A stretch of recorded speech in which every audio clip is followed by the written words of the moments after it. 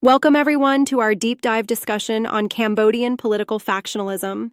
Today, we're exploring how interparty and intraparty dynamics have shaped the political landscape over decades in Cambodia. Oh yes, it's quite an intricate story. Can you start by explaining what exactly is meant by interparty and intraparty factionalism in this context? Sure. So, interparty factionalism pertains to the rivalry between distinct political parties or factions competing for power, like those historical clashes between the Cambodian People's Party and various oppositional forces such as Funcinpec or the CNRP. Yep. Intraparty factionalism, on the other hand, is the internal struggle within a party, often among leaders and loyalists, fighting to secure dominant positions. And it seems that this isn't a new phenomenon. It goes all the way back to Cambodia's turbulent political history, doesn't it? Exactly. If we look at the historical backdrop, Cambodia has been embroiled in factional disputes since at least the 1970s and 1980s. The violent eras of the Khmer Rouge, civil wars, and interference from foreign actors created conditions ripe for both internal party strife and interparty conflicts. It's like the state itself has been weakened by continuous internal clashing. So the CPP, which now dominates much of the political scene, apparently managed to do better at controlling internal divisions than its rivals. How did that happen? Good question. The key is historical institutionalism.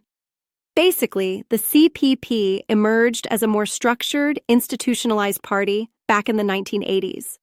Unlike its rivals, let's say Funcinpec and BLDP, for instance, which began as armed resistance movements, they didn't have a chance to solidify a stable, internal organizational framework.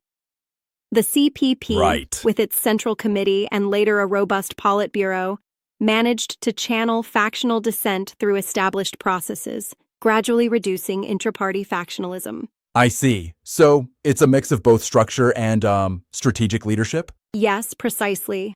Hun Sen, for example, played a critical role through a slow and deliberate process. He shepherded his faction to power by weakening rival internal groups, like the Chea Sim faction. It's like, an incremental consolidation of power using both traditional legitimacy and modern institutional tactics. But isn't there a point to be made that such heavy reliance on personal power, like through family connections and a loyal bodyguard unit, might actually undermine the state's institutional credibility? You raise an excellent point.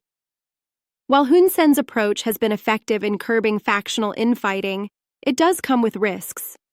By concentrating power among family members and elite loyalists, it fosters a kind of personalism. This means that personal rivalries and distrust, stirred up by historical legacies, can potentially resurface at any moment. It's like building a house on sand. It might look stable for a while, but it's vulnerable when challenges arise. And this personalism seems deeply embedded in Cambodian political culture, right? Even though leaders often argue that Western-style democracy would alleviate such divisions, reality seems more stubborn. Exactly. Personalism has been a consistent feature in Cambodian politics.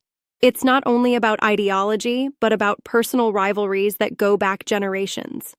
The personal traits of leaders, say Hun Sen's willingness to use corruption charges or building networks of spies, are central to maintaining his grip. And this personal power approach has a historical legacy, given the repeated cycles of political crises and internal betrayals. Speaking of historical legacies, how did earlier events shape these patterns of factionalism? Historical events played a major role. For instance, the period before and after the French colonial era left a legacy of weak state institutions. Then you add on the catastrophic experiences of the Khmer Rouge and civil wars. It created a fragile state where power was personal rather than institutional. I mean, it's like, you have to inherit not only a political system, but also a culture of mutual distrust. Yeah, absolutely. So, the article argues that while everyone wrestles with factionalism to some degree, the CPP's success is largely due to its robust organizational structure that evolved from the 1980s and a careful strategy of eliminating internal rivals. Exactly.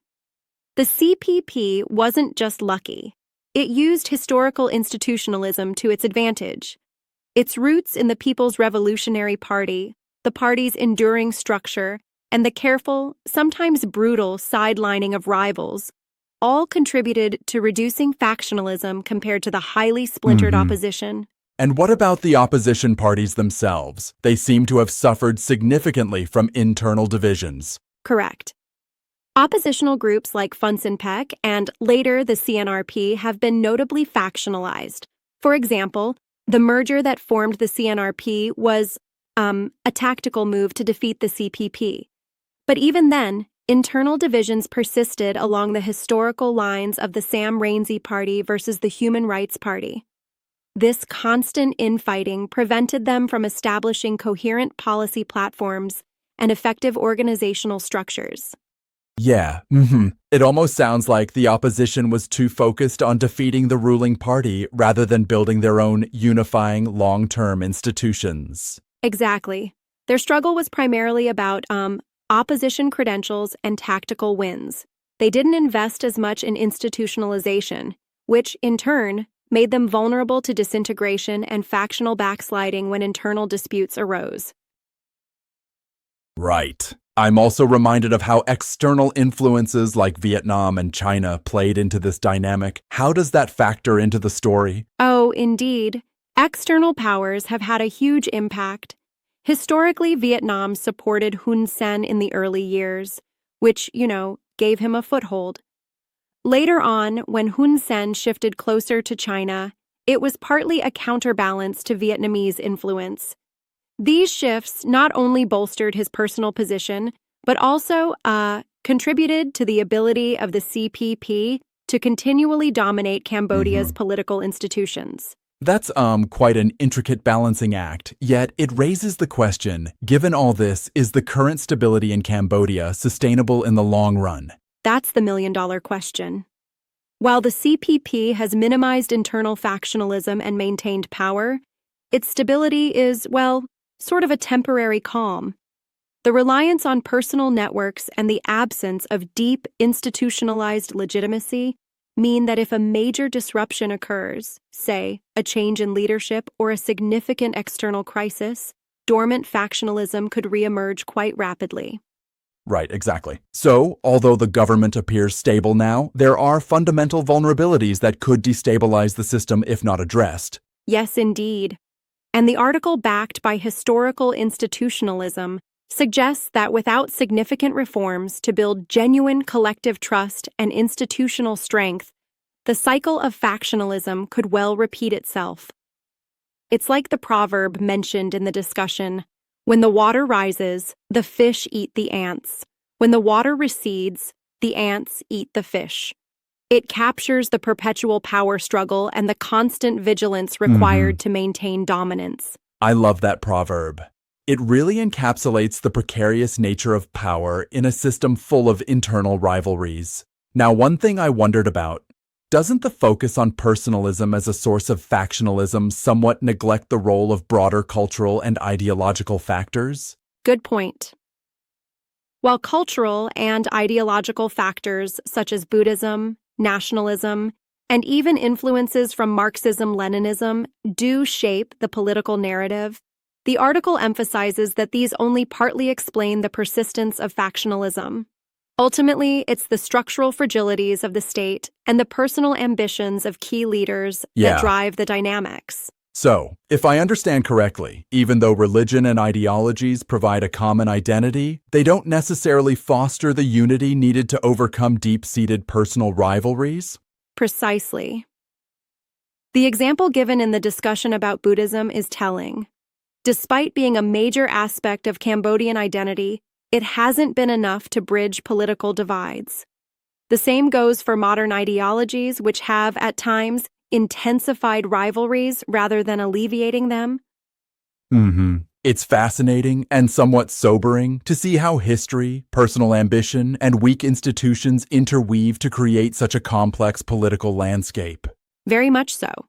And on the flip side, it also shows how effective institutional building can be a double-edged sword. While robust structures can reduce internal dissent, as seen with the CPP, they can also mask underlying vulnerabilities when heavily reliant on a small circle of loyalists. Yeah, that's true. It really makes you wonder about the future of governance in such contexts. Can systems evolve past these personal power dynamics, or are they doomed to repeat these historical patterns? That's the debate.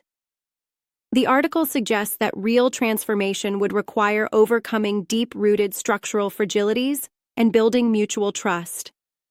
This isn't a quick fix. It might involve rethinking party management, adopting more collective decision-making practices, and perhaps even external pressures for reform.